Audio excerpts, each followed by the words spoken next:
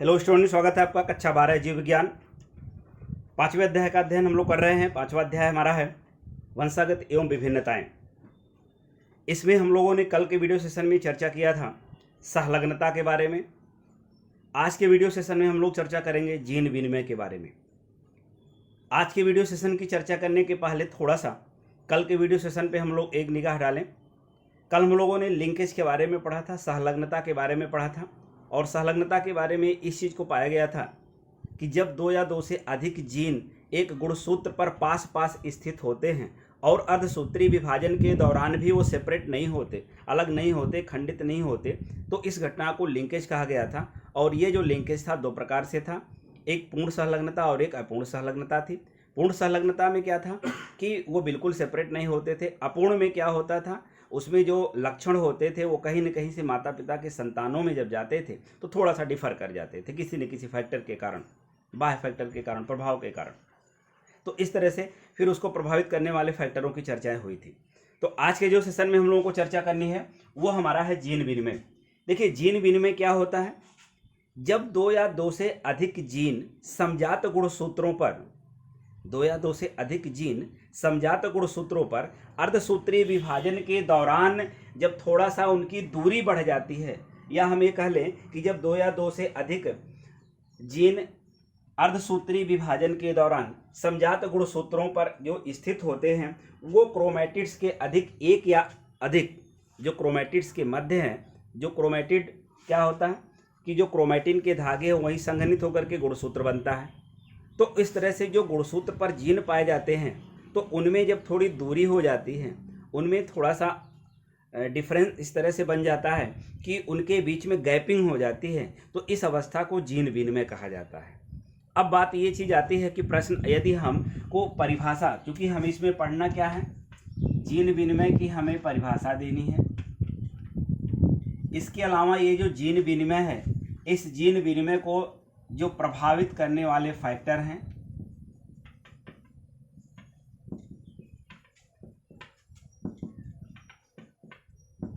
प्रभावित करने वाले फैक्टर, कारक, इसके अलावा इसका महत्व हमें देखना है, जीन विनिमय का महत्व क्या है। ये तीन हेडिंग को ध्यान में रखते हुए हम लोग आज इसका अध्ययन करना शुरू कर रहे हैं। परिभाषा, प्रभावित करने वाले फैक्टर, और इसके अलावा इसका महत्व या सिग्निफिकेंस क्या होता है।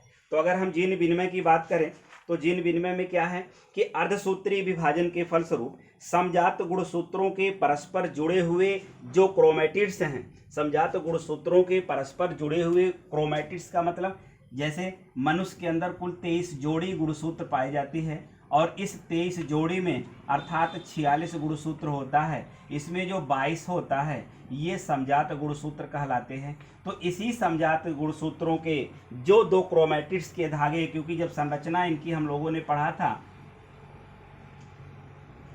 गुणसूत्र का, तो ऐसी संरचनाएं बन करके आई हुई थी, और इसमें ये जो था ये प्राइमरी कॉन्स्ट्रिक्शन था, यहाँ पे ये प्राइमरी कॉन्स्ट्रिक्शन है हमारा, प्राथमिक संकीर्णन। इसके अलावा इसमें क्रोमैटिड्स जुड़े हुए हैं खंड खंड खंड करके। तो यही चीज़ होता है कि क्या होता कि अर्धसूत्रीय विभाजन के फलस्वरूप समजात गुणसूत्रों के परस्पर जुड़े हुए जो क्रोमैटिड्स के मध्य एक या अधिक खंडों, जैसे ये क्रोमैटिड्स है, यहाँ पे क्रोमैटिड्स लगा हुआ है, फिर ये क्रोमैटिड्स लगा हुआ है, तो इसके एक या अधिक खंडों के मध्य जो है वो जब जीन का आदान प्रदान होने लगता है, क्रोमैटिड्स खंडों के मध्य जीन का आदान प्रदान होता है, लेन देन होता है, तो इस अवस्था को जो है वो जीन विनिमय कहा जाता है, या इसको हम लोग क्रॉसिंग ओवर के नाम से जानते हैं। जीन विनिमय हो जाता है, जीन का जो होता है यहाँ पे, वहाँ पे लेन देन हो जाता है, एक्सचेंज हो जाता है। तो इस तरह से यह घटना जो है वो जीन विनिमय कहलाती है। फिर एक बात देख लें इसको कि जब अर्धसूत्रीय विभाजन के दौरान दो जो समजात गुणसूत्र होते हैं, उन दो समजात गुणसूत्रों के जो क्रोमैटिड्स होते हैं उनके मध्य जब जीनों का आदान प्रदान हो, जीन खंडों का आदान प्रदान हो, लेन देन हो, तो यह घटना जीन विनिमय कहलाती है। इस तरह से हम लोग यहाँ पर देखते हैं कि जैसे मान लीजिए ये तमाम प्रकार के जीन यहाँ पाए जाते हैं। जीन के बारे में इसके पहले कई सेशन में चर्चाएं हो चुकी हैं अच्छी तरह से। ये सिचुएशन आपका आता है कि ये जो जीन है, ये जीन हमारा यहाँ ऐसे स्थित होता है, लेकिन समजात गुणसूत्रों पर जो क्रोमैटिड्स के धागे होते हैं उनके मध्य जब अर्धसूत्री विभाजन के फलस्वरूप जीन का लेन देन होता है, इसका इधर चला गया, इसका इधर चला गया, तो इस तरह से ये सिचुएशन में जो आती है इसको हम लोग जो है जीन विनिमय के नाम से जानते हैं। ये सिचुएशन इसमें पैदा हो जाती है, तो ये हमारा जीन विनिमय कहला जाता है। ठीक है, चलें दूसरे नंबर पे अगर हम लोग देखते हैं कि इसको फैक्टर अफेक्टिंग के कारण अगर देखें तो प्रभावित करने वाले जो कारक हैं इनकी अगर हम चर्चा करें, लेकिन इन प्रभावित करने वाले कारक के पहले जो जीन विनिमय होता है इसका सिग्निफिकेंस अगर हम इसकी प्रॉपर्टीज को देख लें, थोड़े गुण को देख लें, विशेषता को देख लें कि आखिर इस जीन विनिमय की विशेषता क्या है, क्या इस जीन विनिमय का क्या विशेषता होती है, इसके बारे में अगर हम थोड़ी सी चर्चा करें तो अगर हम लोग देखें तो जो जीन विनिमय होता है इसके कारण एक ही गुणसूत्र के जो दो अर्धसूत्रों में जो जीन विनिमय की प्रक्रिया होती है वो जीन विनिमय की प्रक्रिया नहीं हो पाती एक ही गुणसूत्र में। ध्यान देना है, दो अलग अलग क्रोमैटिड्स हैं तब तो हो जाएगा और इस अवस्था को जीन विनिमय कहा जाता है, लेकिन इसकी ये विशेषता है कि दो अलग अलग गुणसूत्रों में जीन विनिमय नहीं होता, यानी जीन विनिमय की प्रक्रिया दो अलग अलग गुणसूत्रों में नहीं हो सकती। इस तरह से ये विशेषता इसकी पाली है कि दो अलग अलग गुणसूत्रों में नहीं हो सकती। हाँ, एक गुणसूत्र में जो दो क्रोमैटिड्स हैं उनके मध्य हो सकता है, लेकिन अलग अलग गुणसूत्रों के मध्य ऐसा संभव नहीं है। तो पहली विशेषता जीन विनिमय की यही है कि दो अलग अलग गुणसूत्रों में जीन विनिमय की प्रक्रिया संपन्न नहीं होती है। दूसरी बात अगर देखें इसकी विशेषता की तो देखते हैं कि जीन विनिमय की जो संभावना है इसकी स्थिति जो होती है वो जीन में अधिक होती है। जो जीन विनिमय की संभावना दर है, जीन विनिमय की संभावना की जो दर है कि मतलब वो कितने कब अधिक होगा कब कम होगा, इस अवस्था में जो जीन विनिमय होता है उसमें अगर हम लोग देख लें तो इसकी संभावना दर जो है वो जो भी उसमें स्थित जीन होते हैं उसी में अधिक होती है।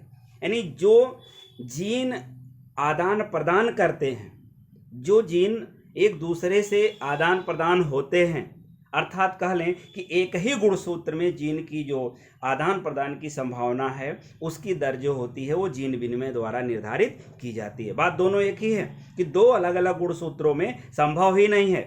और दूसरी बात क्या है कि अगर एक ही गुणसूत्र में है तो वहीं से जीन विनिमय की दर जो है डिसाइड हो जाती है, कम होगा या ज़्यादा। अभी हम लोग पढ़ेंगे प्रभावित करने वाले कारक में कि कब ज़्यादा होगा और कब कम होगा। ठीक है, तो ये विशेषता जीन विनिमय की थी। इसके अलावा अब हम लोग चर्चा करने वाले हैं दूसरे टॉपिक का कि प्रभावित करने वाले कारक, यानी जीन विनिमय को प्रभावित करने वाले कारक कौन कौन हैं।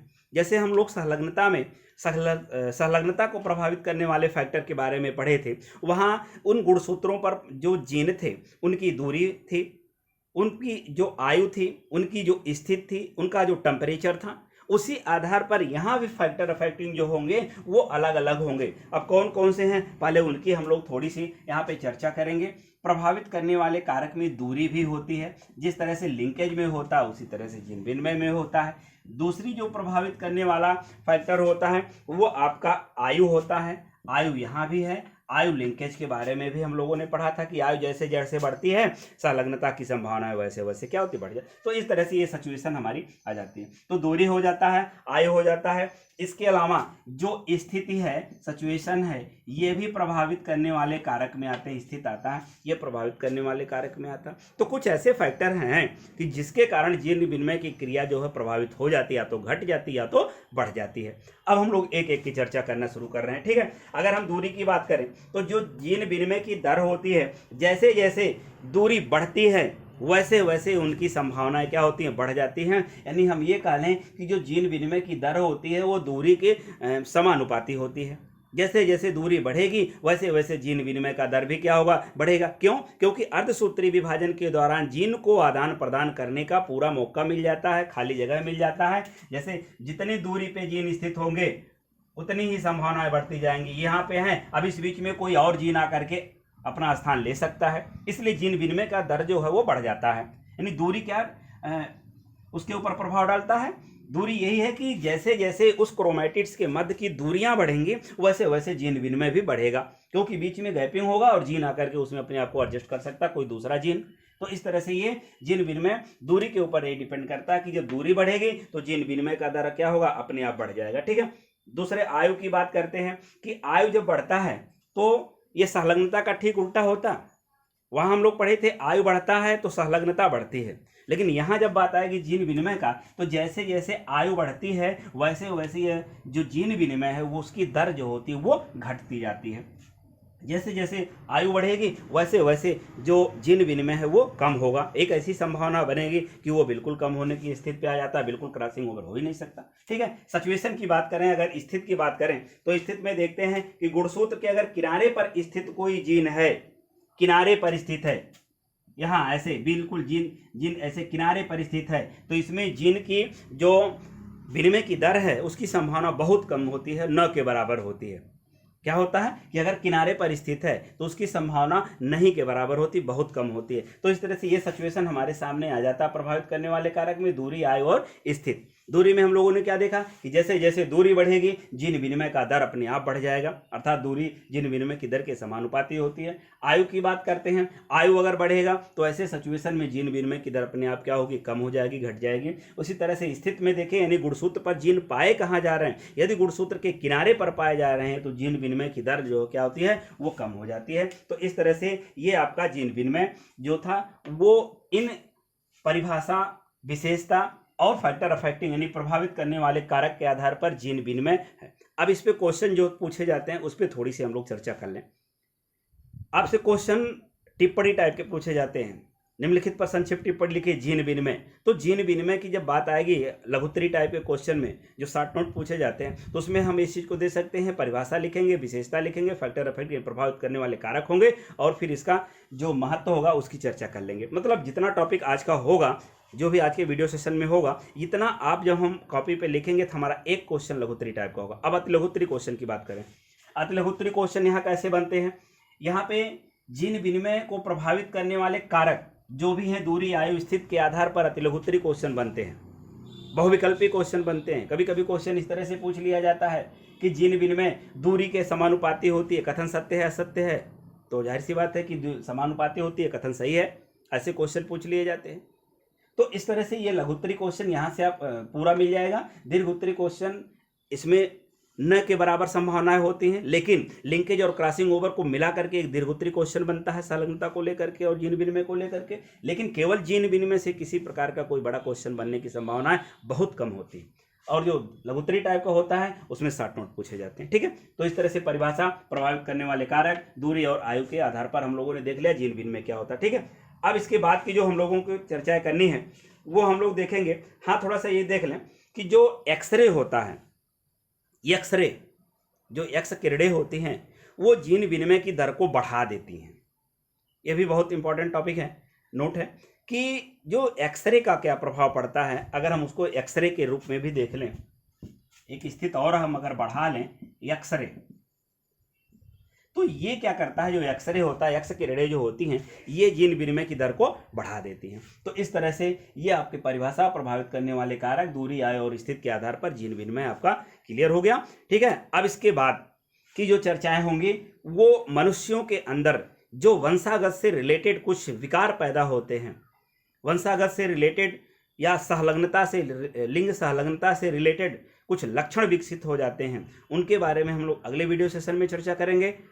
आज की वीडियो सेशन में इतना ही कि जीन विनिमय क्या होता है, जीन विनिमय की विशेषताएं क्या होती हैं, जीन विनिमय को प्रभावित करने वाले कारक क्या होते हैं और एक्सरे का जीन विनिमय के ऊपर प्रभाव क्या पड़ता है, इस चीज़ को हम लोगों ने देख लिया। अब इसके बाद की चर्चा जो होगी वो हम लोग जो है अगले वीडियो सेशन में करेंगे। तब तक के लिए थैंक यू, धन्यवाद।